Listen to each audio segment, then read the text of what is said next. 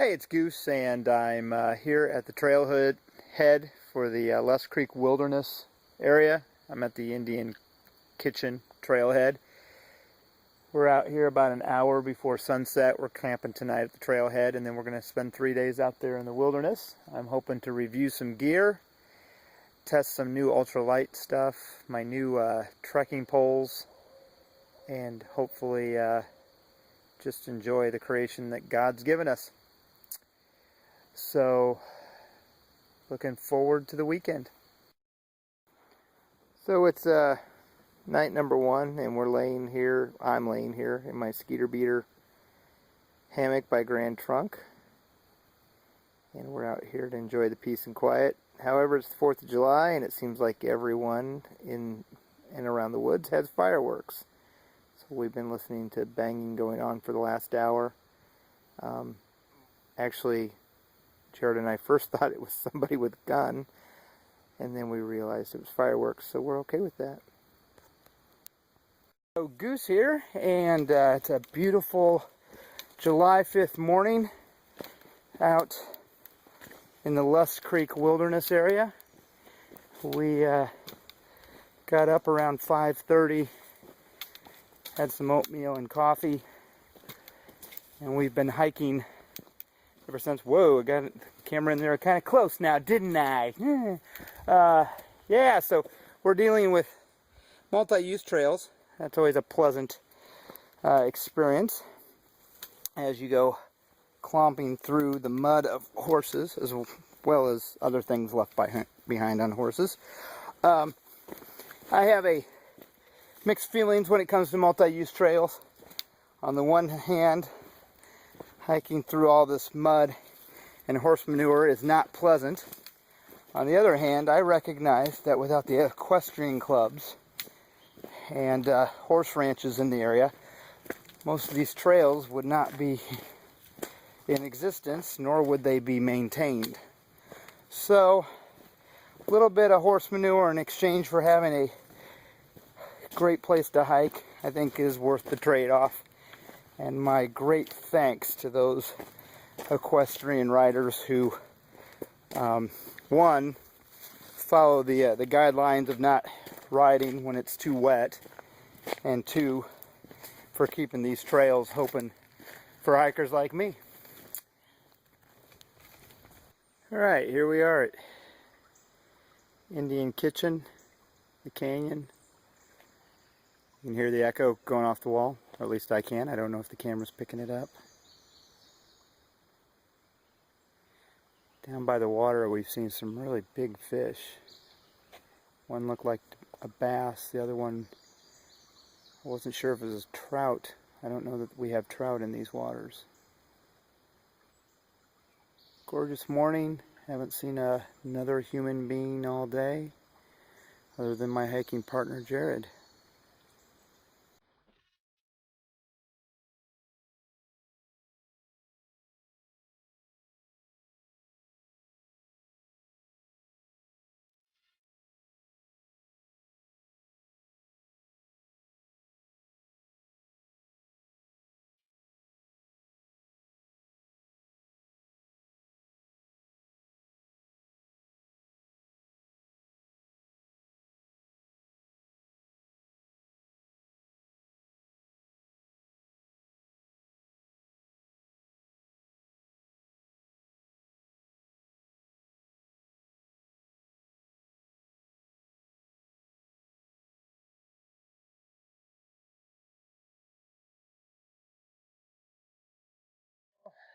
It's the end of day one, and Jared and I are camping out in Hidden Canyon. It's 7:30 at night. Wore Jared out, and the little fella's already asleep. Yeah, so he's going to be up at 3 a.m. ready to hit the trail. He can wait. Really great day. We saw tons of horse riders in the afternoon, and we got into the Saltpeter Cave Trail area, Natural Bridge area, and there were tons of riders. In fact, the reason we're in Secret Canyon tonight is because one of them said this is where we should camp, and they're right. It's an absolute gorgeous vista, and were I still a lowly ground dweller, we could actually sleep back in there and shelter and not worry about rain in the forecast.